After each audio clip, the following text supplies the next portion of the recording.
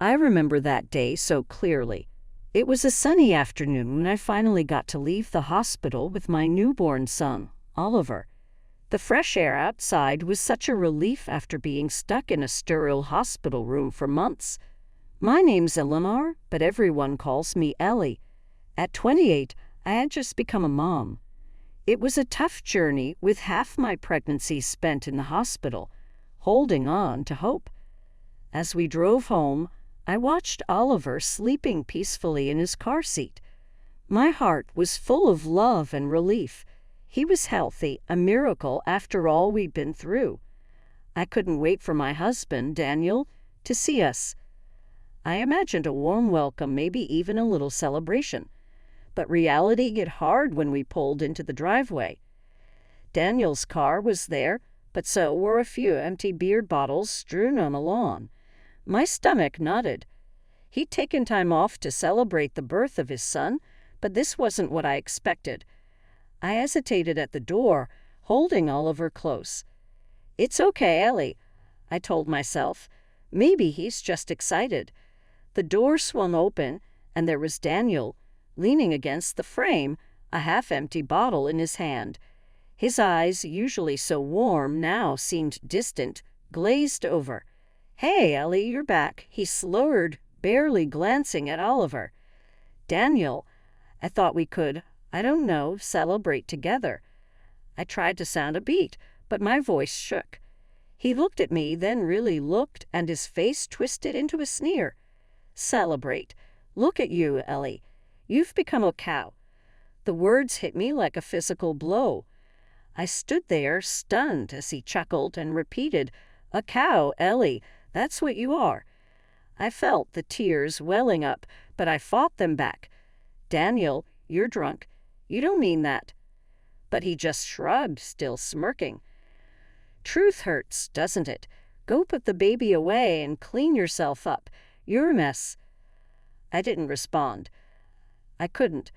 Holding Oliver tighter, I walked past Daniel and headed straight to our bedroom. The walls of the home we'd built together suddenly felt cold, unwelcoming. I put Oliver in his crib, his tiny hands curling around my finger.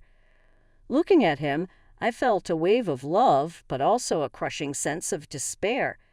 That night, as I lay awake listening to Daniel's snores, I told myself it was just the alcohol talking. He'd be better in the morning, I hoped. But deep down, a small voice whispered that maybe, just maybe, the haven I thought I'd returned to was shattered beyond repair. Morning came with a ray of hope. Maybe Daniel's hurtful words were just a result of his drunken state. I wanted to believe that. As Oliver cooed in his crib, I made up my mind to start the day anew, leaving the bitterness of last night behind. I heard Daniel in the kitchen. The clinking of dishes and the smell of coffee gave me a sense of normalcy. "Good morning," I said softly as I entered, Oliver cradled in my arms. Daniel was sitting at the table, a cup of coffee in hand. He looked up, and for a second, I saw the man I married. But then his eyes narrowed and the hope I clung to started to crumble. "Morning," he muttered, his voice devoid of warmth. I took a deep breath. "Daniel, about last night. I know you were drunk, but what you said really hurt me." He sighed, running a hand through his hair. "Ellie, I wasn't that drunk." I knew what I was saying. His words felt like a slap. "So you meant it. You think I'm a cow." I couldn't help the quiver in my voice. He shrugged, taking a sip of his coffee. "Well, look at you. You've let yourself go. It's the truth." Tears stung my eyes, but I fought them back. I just had a baby, Daniel. Our baby. My body went through a lot. And now it's over. Time to get back in shape, don't you think? He didn't even look at me as he spoke. I was at a loss for words. This wasn't the man I knew, the one who promised to love and support me through thick and thin. "I thought you'd be happy to see Oliver," I managed to say, my voice barely above a whisper. Daniel finally glanced at his son, a flicker of something passing over his face. "Yeah, he's fine, but you need to work on yourself, Ellie." I can't even look at you without feeling disgusted." I felt my heart shatter into a million pieces. Holding Oliver close, I turned away, unable to bear the sight of Daniel's cold, judging eyes. In the safety of the nursery, I let the tears flow freely. It wasn't just about the weight. It was the realization that the man I loved, the father of my child, looked at me with nothing but disgust. As I nursed Oliver, trying to quiet his hungry cries, Daniel's words echoed in my head. Disgusted, he had said, "That's how he saw me?" The joy of motherhood was overshadowed by a deep, aching sadness. My home didn't feel like home anymore. It was just a house where I lived with a man who couldn't stand the sight of me. Days turned into weeks, and the cold distance between Daniel and me grew. The house felt like a battleground, with silent glares and unspoken words hanging heavily in the air. But through it all, Oliver was my beacon of light. His gurgles and smiles were what kept me going. One evening, as I was feeding Oliver, Daniel walked into the room. "Ellie, we need to talk," he said, his voice flat. I looked up, bracing myself. "What is it, Daniel?" He leaned against the door frame, not bothering to hide his discomfort. "I can't do this anymore. You and the baby, it's too much. I can't sleep with his crying and you're just not the same." His words stung, but I kept my voice calm for Oliver's sake. "What are you saying, Daniel?" "I want you to move into the guest room with Oliver. I need my space," he said, almost as if he was talking about rearranging furniture, not our lives. I felt a surge of anger, but I swallowed it. Arguing wouldn't change his mind. "Fine, if that's what you need," I replied, trying to keep the tremble out of my voice. Daniel nodded, a hint of relief in his eyes. "Good, and try to keep the baby quiet at night. I need my sleep." As he walked away, leaving me with those cold, dismissive words, I realized that this was my new reality. A husband who saw me as a nuisance and a home that felt more like a prison. But as I looked down at Oliver, his tiny hand wrapped around my finger, I knew I had to be strong for him. For the little boy who depended on me for everything. My own pain and heartache didn't matter. I had to be a mother first, putting my son's needs above my own. That night, as I lay in the guest room, Oliver sleeping peacefully beside me, I made a promise to myself. I would endure Daniel's disdain, his cruel words, and his indifference. I would bear it all for the sake of my son. Because in the end, that's what mothers do. We sacrifice our own happiness for the ones we love. And for Oliver, I was willing to make that sacrifice no matter how much it hurt. Life in the guest room had become a quiet routine.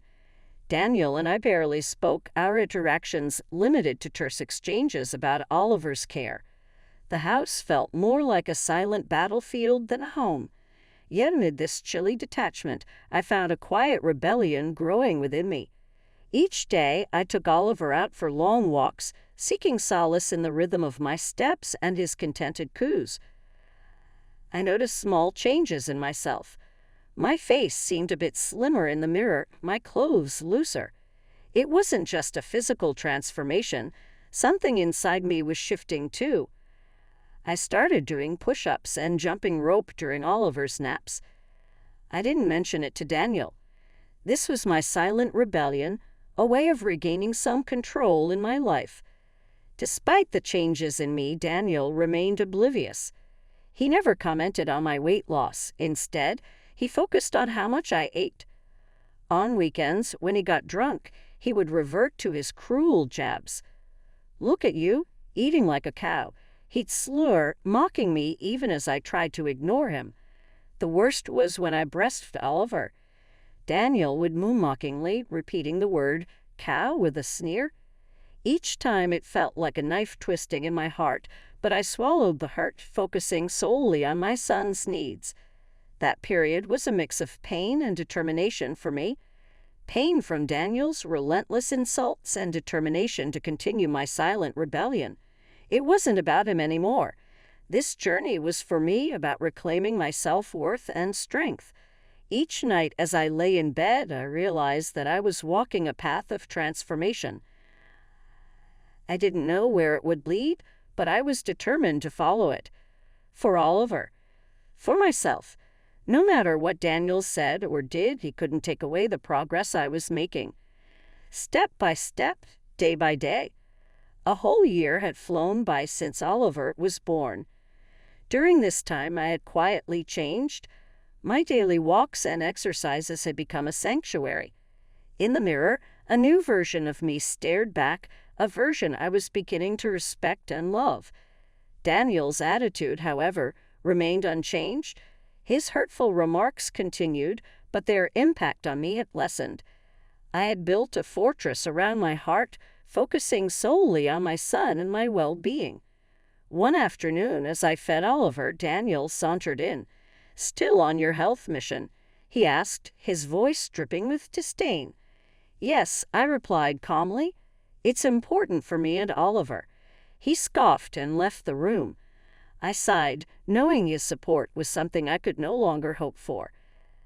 As Oliver's first birthday neared, I decided to throw a small celebration. I invited our parents, eager to mark this special day. It was also time for me to reveal the extent of my transformation.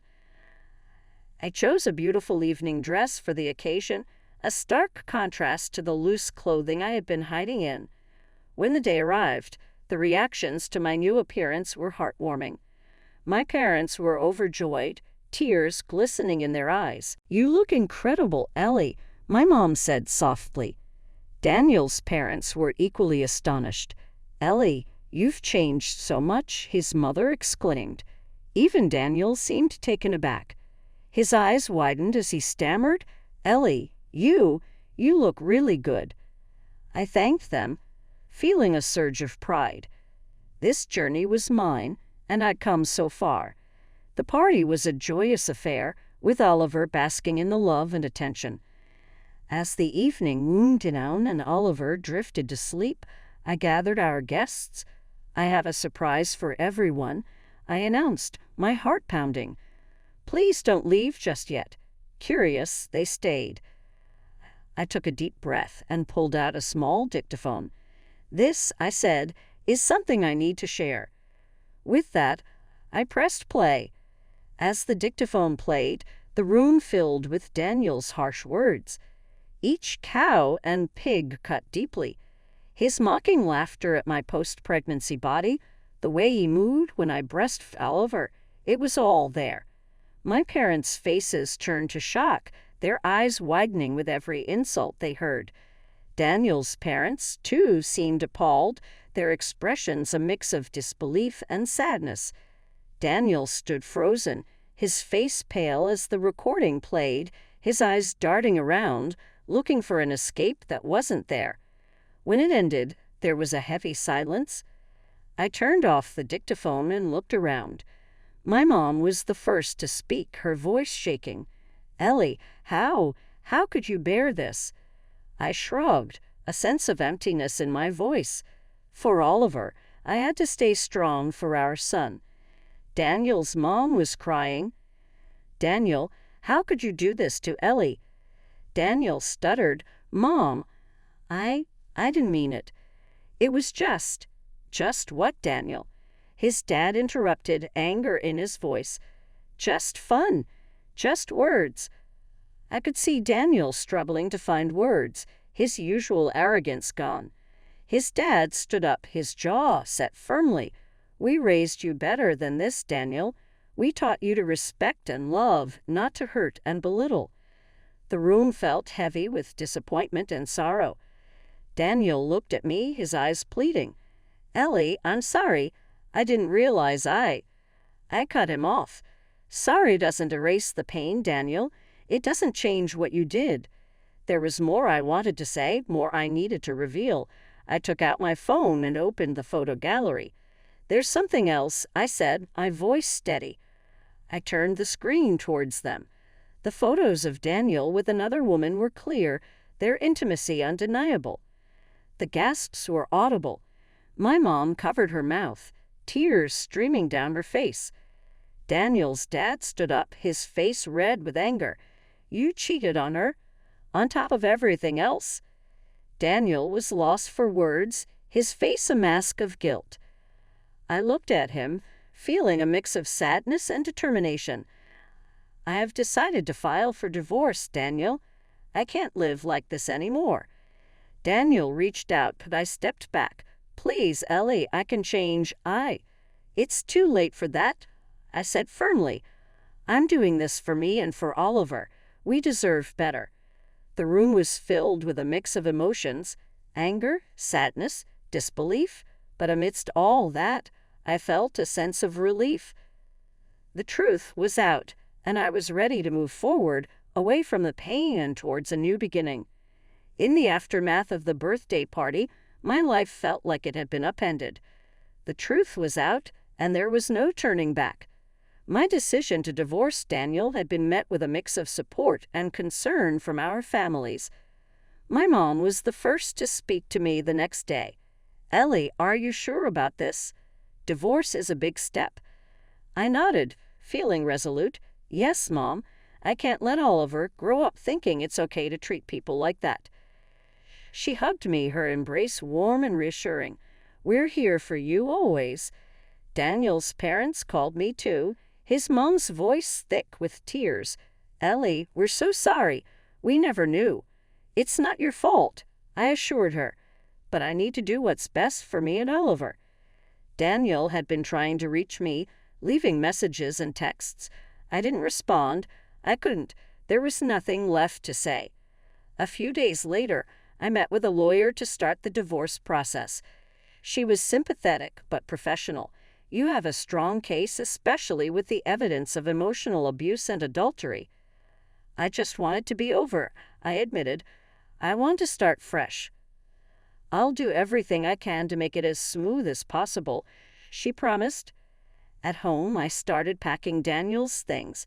It felt surreal, like I was erasing a part of my life, but it also felt necessary, like shedding a skin that no longer fit. Daniel came over to collect his things. He looked defeated, his usual bravado gone. "Ellie, can we talk?" he asked, his voice low. I shook my head. "There's nothing left to say, Daniel. You need to leave." He glanced around at the home we had built together. "I'm sorry, Ellie. I really am." Looked at him, my heart hard. "Sorry doesn't change what you did. It's too late." He nodded, accepting defeat. He picked up his boxes and left, closing the door behind him. In that moment, I felt a strange mix of sadness and relief. A chapter of my life was closing, but a new one was beginning. A chapter where I was in control, where I could build a better future for myself and Oliver. The divorce was finalized a few months later.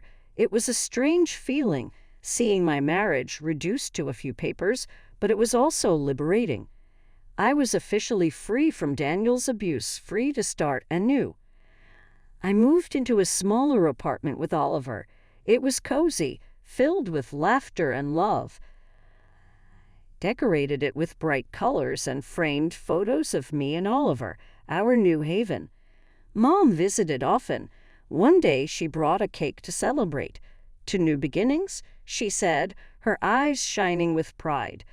I smiled, cutting a slice for each of us. "To new beginnings." As Oliver grew, I made sure he knew he was loved. We spent our days exploring parks, reading books, and playing games. He was a happy, curious child, and my heart swelled with love for him. One afternoon, as we played in the park, a woman approached me. "Excuse me, are you Ellie?" I nodded, curious. "Yes, I am." She smiled warmly. "I read your story on Reddit. It inspired me to leave my abusive relationship. Thank you." I was taken aback, touched by her words. "I'm glad my story could help. How are you doing now?" "Much better," she said. "It's been hard, but I'm rebuilding my life." We chatted for a while, sharing our experiences and offering each other support. It was a reminder of how powerful our stories could be, how they could reach and help others. Life wasn't always easy. There were challenges and tough days, but I faced them with a strength I never knew I had.